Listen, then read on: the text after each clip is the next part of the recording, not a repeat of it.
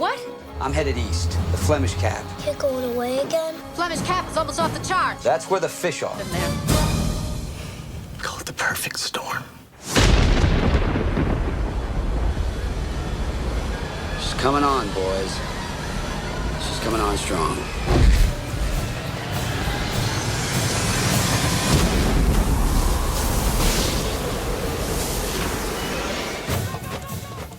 The unfortunate events of 2020 and 21 also brought something unexpected. We entered a new era. Because COVID created important permanent changes in customer perception and behavior. Because of the dramatic increase in sense of urgency among insurers. And because, looking at demand and funding, Insurtech is at the turn of a next chapter. With all these three taking place simultaneously and enhancing each other, we're about to experience a perfect storm. This makes it really important to give much more attention to the post-pandemic future. Let me explore these different perspectives with you to see if we can create some gravity in the digital insurance agenda for the years to come. COVID has put an already ongoing shift to digital on fast forward. McKinsey researched that we actually made a 5-year leap into the digital age in only 8 months.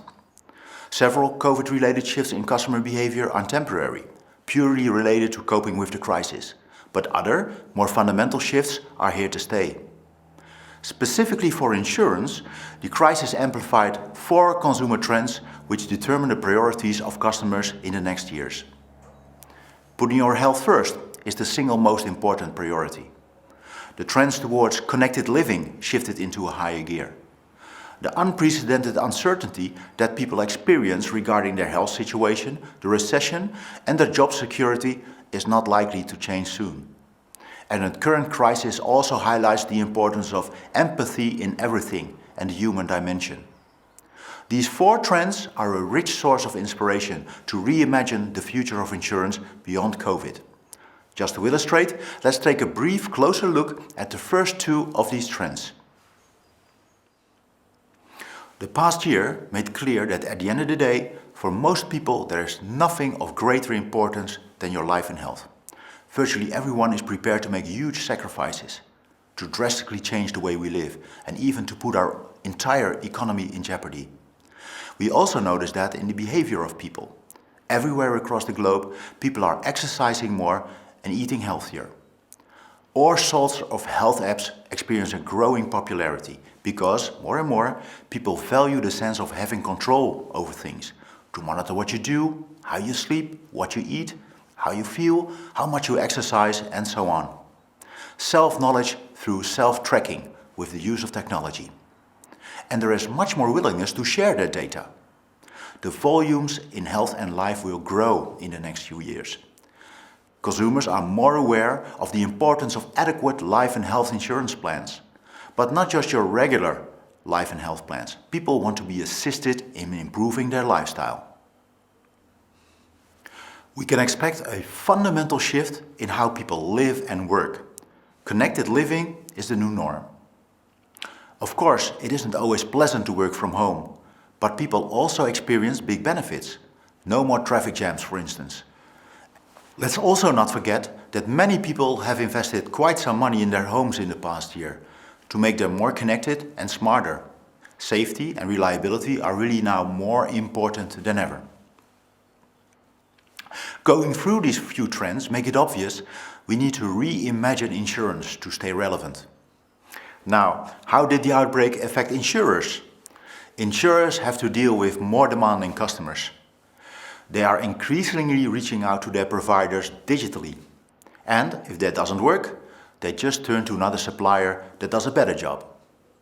This development had already started and is not new. It just accelerated. Quite a few insurers found out the hard way. Distribution models, which were not digitally supported, turned out not to be so competitive and sustainable.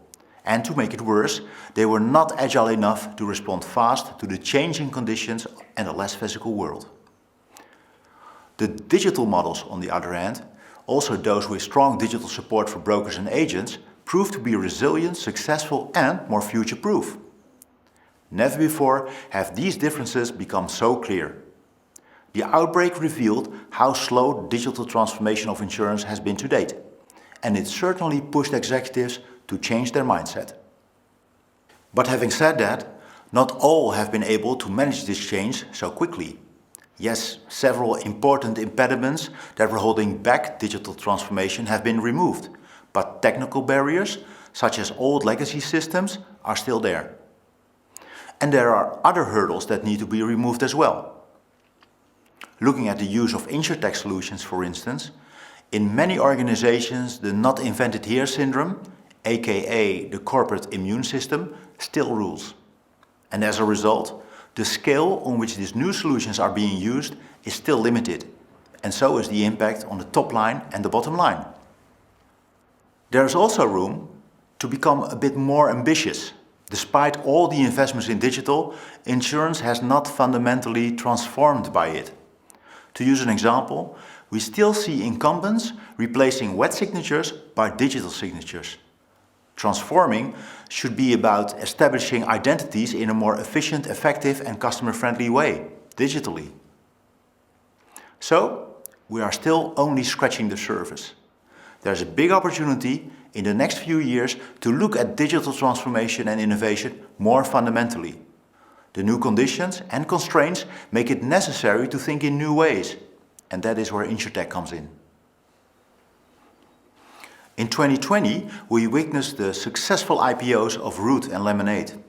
Publicly traded Insurtechs are showing remarkably high valuations, ranging from 5 times to up to 25 times their sales or premiums. It seems that Insurtechs hardly suffered from the pandemic, and that's correct.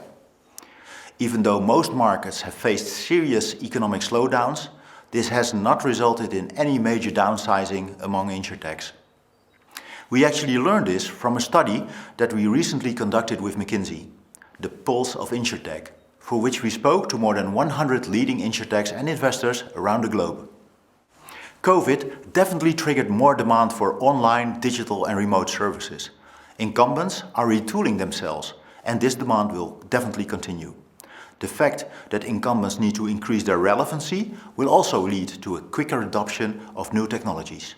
So, expect an even bigger role for Insurtechs, which really accelerate digital transformation and innovation, especially because the timeframes to achieve this have been compressed. What is also important, there are no signs of a shortage in capital. The insurance industry is so big, and the challenges to digitize the industry are even bigger. The insurance sector is far behind what other industries have done over the last decade. So, there is an immense opportunity for innovation and to create value out of it. Everyone sees that the market is there, and so do investors, and this reflects in the funding availability. So, what should incumbents and Insurtechs focus on in the next decade? The rise in demand for all sorts of online, digital and remote services to entire backends is likely to stay, even after the crisis is over. But in our view, this is all just deferred maintenance. All these investments are about catching up, repairing the past, but not about taking a leap forward, creating a new future. We need to be more aware that now, and in the coming years, consumers and businesses will be looking for a new generation of products and services. It is therefore important to understand these changes in customer behavior and to turn this understanding into propositions and experiences that strike the right chord. Incumbents and Insurtechs should start thinking ahead and reimagining the way that they can stay relevant. Following the trends that I briefly introduced earlier in this presentation, we can already identify some examples, some glimpses of key areas to reimagine customer relevancy. Still nascent, but we expect them to be mainstream in the course of the next decade. I already mentioned that the life and health markets are going to significantly grow in the coming years. To seize this opportunity, you need to think beyond your regular life and health plans. Assist customers in improving their lifestyle, helping them to exercise more, to eat healthier. There's a lot of room to shift from only covering risk to rendering proactive and preventive services as a substantial part of the offering. Platforms that combine self-tracking, data, and all sorts of incentives to help customers with healthier habits will become even more relevant than they already are. We can imagine that in the long term, personalized nutrition may even accelerate the crossover between food, tracking, and advanced analytics. A number of insurers are already exploring such platforms by teaming up with an existing concept and immediately leveraging the expertise of an experienced provider. By the way, playing an active role or even taking the lead in promoting a healthier lifestyle with tangible services would also increase the social impact of the insurance industry. Thanks to connected devices, insurers are now able to offer personalized services meeting the lifestyle needs of customers. The more time we spend at home, the more important such services become. More and more connectivity at home and all the new data streams that come with it open up all sorts of new opportunities for insurers to add new value, to really become always part of life. New services that help customers manage their house better and decrease the total cost of ownership, for instance. With people working more from home, also after the crisis, the importance of cybersecurity will further increase. Also think of aging populations. The 60+ generation is the fastest growing consumer group and enjoys an increasingly higher spending power. The silver economy is a golden opportunity. A great new profit pool arises with exceptional opportunities for companies to contribute to society, to innovate and to profit. Elderly want to stay in their house longer, while their children want to be sure their parents are safe, leading to a rising demand for remote solutions. Therefore, the scope of life and health plans will need to broaden and perhaps for specific segments even converge with home insurance. New propositions combining life, health and home with IoT, property services and all kinds of personal healthcare services. Ideally, we would think of smart combinations of what different Insurtechs already offer, combining smart home technology, property services, insurance, improved customer engagement and cyber solutions. We call this innovation multiplied, combining Insurtech innovations to come up with something that is even more innovative and unlocks totally new economic value. If we take a closer look at glimpses of the future, it turns out they have 4 things in common. The first commonality is that they are all platforms with proactive and preventive services. They all have an implicit fundamental understanding that contact frequency with customers is an essential part of the economic engine. The more you engage, the more you add value. The more you build a relationship, the more share a wallet. Not that many insurers are aware or convinced of this. Quite a few still prefer to keep customer contact limited to the letter with the annual premium increase. And that is a shame. All the connected devices, all the smartphones, all the wearables make it possible for insurers to become always part of life, to add value on a daily basis. The second commonality of the examples is that they all have the new data streams at their core. From data from connected devices in and around homes to data from wearables that tell us all about the lifestyle of the user. And there are already plenty of use cases that leverage available data from other sources, varying from weather data to social media data, from DNA to data from smartphones, from smart city traffic situations to payment data from PSD2 initiatives, and much more. We already see initiatives which turn payment data into wealth management solutions, quite interesting for life insurance. Or the use of payment data to warn an adult child of an aging parent for potential elder fraud. A key challenge for incumbents is to build the right capabilities.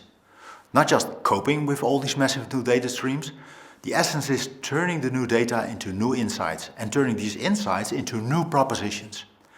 That's where insurers still need to build a track record.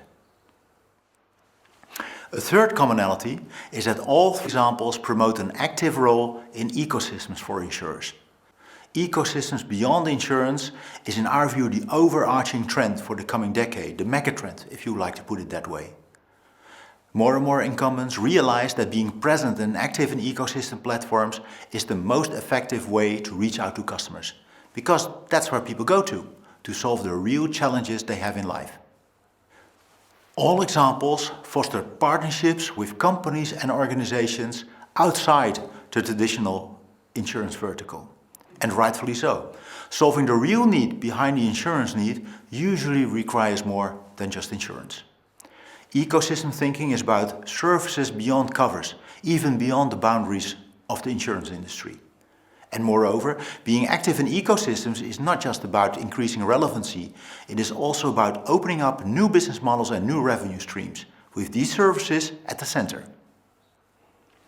The fourth common characteristic of the examples is that they revisit the relationship between insurers and their customers.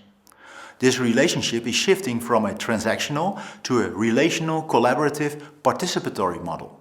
Let me zoom in a bit. Connected devices, trackers and platforms provide actionable information and insights that users can act upon. In turn, this allows a much more active role for customers within insurance products and services. Let's take health as an example.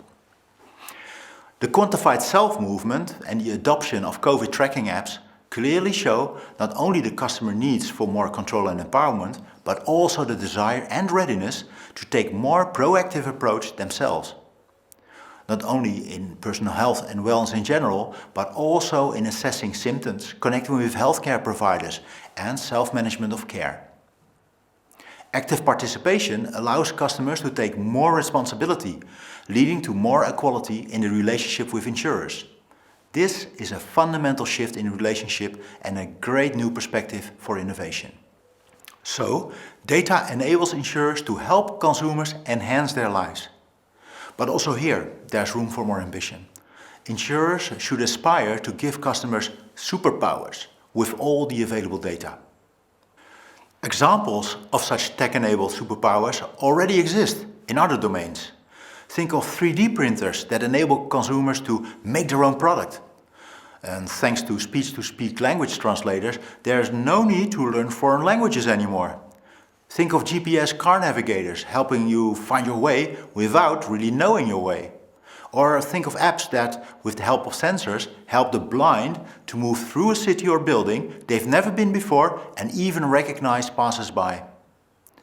It would be great if insurers could give their customers similar kind of superpowers. The use of customer data means immediate concern over privacy, which is not strange. Insurers never bother to tell consumers what they do with their data, let alone explain how this benefits consumers. Obviously, insurers need to manage the concerns that many customers have. Reciprocity is the answer. Consumers' perceptions about the use of data by insurers will flip if they use the data to put customers in control and to offer something meaningful in return. It is all about giving more than you take. The added value insurers deliver based on customer data should be perceived as bigger than the cost of handing over privacy in return. Insurers should combine data the customer cannot combine themselves and/or that customers would never think of. The largest area of opportunity is still uncharted territory. It still needs to be explored for at least 99%. In the coming years, the amount of available data will explode even more, and at the same time, the possibilities to get much more out of their data will explode as well. Think of the advances in AI and machine learning and combine that with the benefits of cloud computing. Together, this will enable unprecedented innovation in insurance. This point in time compares to what we experienced around 1995, when the internet had its breakthrough. We knew something very special was about to happen, and we already saw the first ideas, but at the same time we could not fully imagine how it would evolve exactly. Similarly, it is hard to tell what the next level of insurance innovation will exactly look like. The first glimpses are already there, but how technologies will evolve is unsure. Probably many new insights will be revealed, enabling a wealth of new propositions and business models. What we know for certain is that we are in a perfect storm. Consumer behavior changed permanently. There is a digital mindset in boardrooms. Insurtechs are at the turn of the next chapter. And with all the new data streams and the right technologies in place, everything is set for a next level in insurance innovation. Just like George Clooney said, off the chart, that's where the fish are. We got exciting times ahead.